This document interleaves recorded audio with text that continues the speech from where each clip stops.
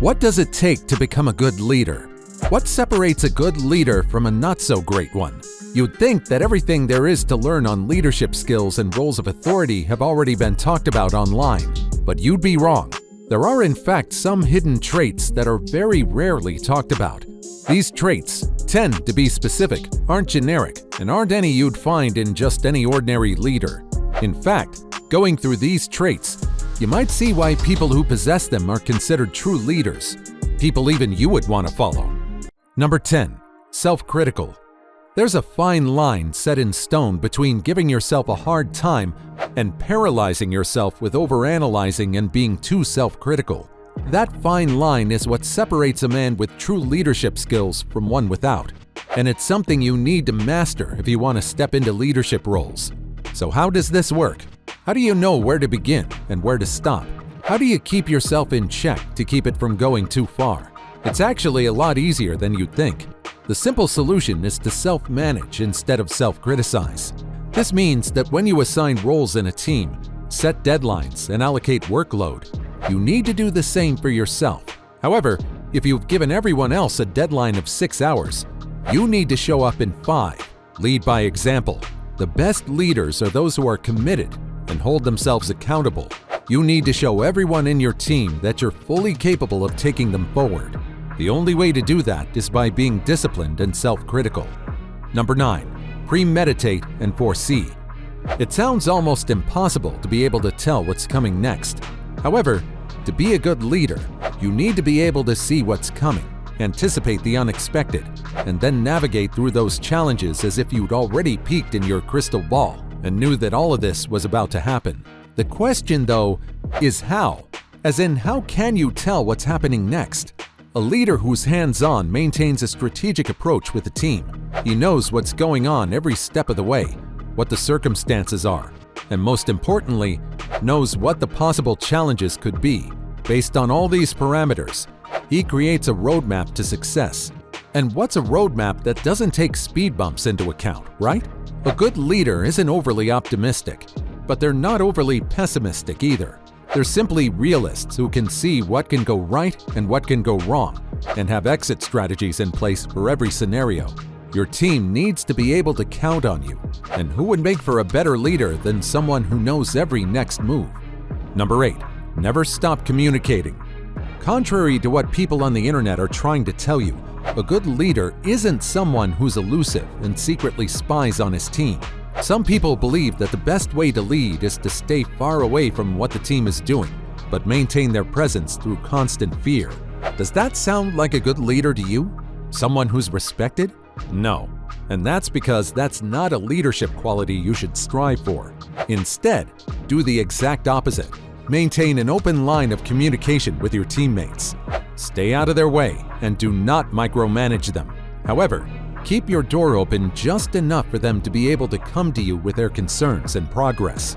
A team leader might be in a leadership role, but he is still a member of the team, arguably the core member. Number 7. Taking accountability.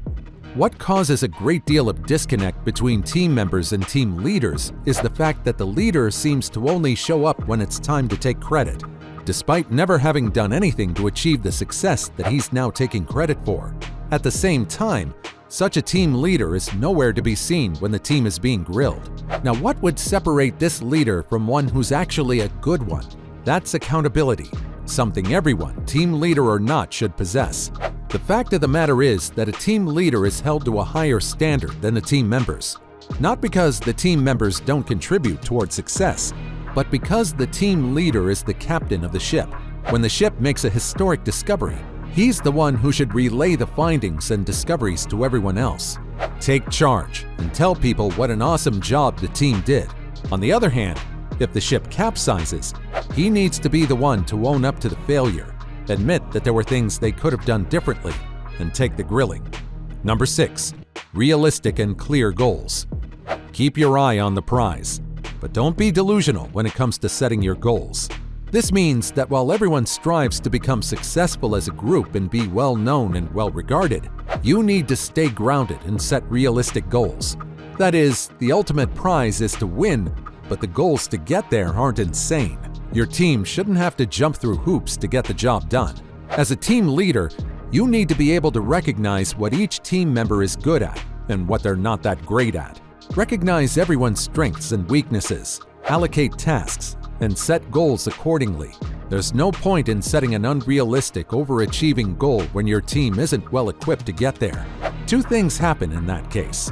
One, they feel demotivated when they don't achieve the unrealistic expectation.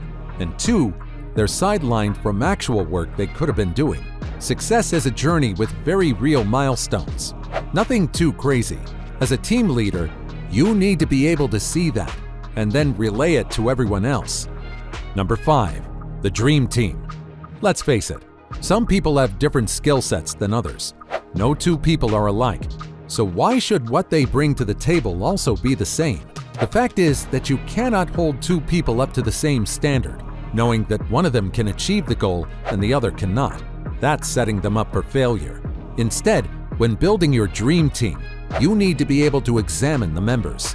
What are some of the things that they can and cannot do? This is something you need to understand as their team leader. Then, when you've compiled a list of strengths and weaknesses, you need to be able to allocate tasks that reflect those strengths. You're still holding everyone in your team to the same standard. That's a standard of excellence. However, now everyone has a fair shot of getting there, knowing that they have the skills that can take everyone to the top.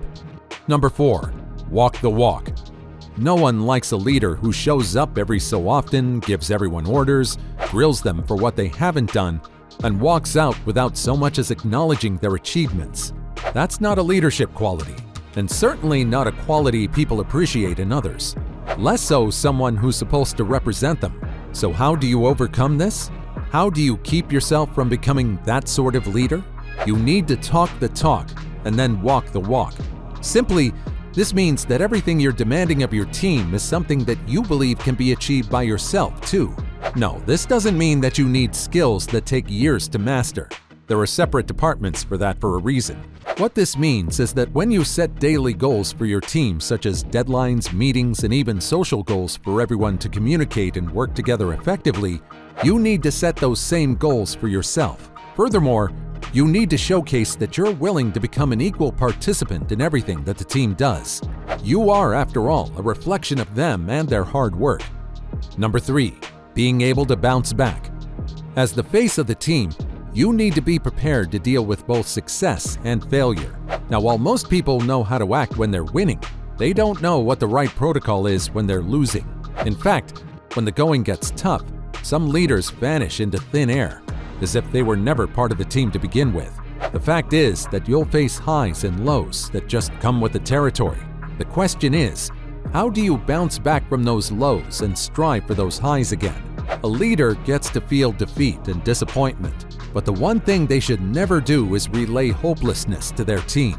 You need to be the strongest member of the team as their leader. This means that whenever the team fails, you need to be able to show them that it's okay, and you guys will bounce back. Think about it for a second. How far can you go with a leader who's always moping? Number 2, adjusting to new challenges. As we already talked about, one of the greatest strengths of a leader is their ability to foresee what's coming with nothing more than logical deductions. That being said, what do you do when life throws you a curveball? Anyone's first instinct would be to hover and hide, but not a leader. No, they're supposed to take a breather, think for a minute, and then recoup. A leader cannot be someone who quivers in the face of a challenge. You're the guy everyone's looking at whenever there's a speed bump in their path. They need you to be able to tell them what their next step should be. As a leader, one of the many things you need to practice is meditation. This allows you to be able to see everything with a clear mind and not give in to your emotions whenever there's a challenge. You're the person who needs to put every fire out. Number 1, networking. Last, but certainly not least, a good leader is someone who takes on new opportunities for the team and is constantly searching for the next big thing for everyone. They stop thinking about themselves when it comes to winning, and instead thinks of everyone who's relying on them. An important aspect of being a leader is to network with the whole team.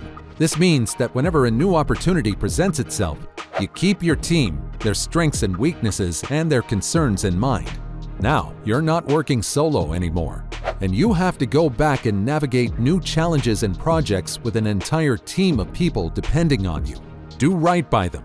That's the mark of a good leader. What are some of your tried and tested leadership skills? Let me know in the comments, and we'll see you again with a new video.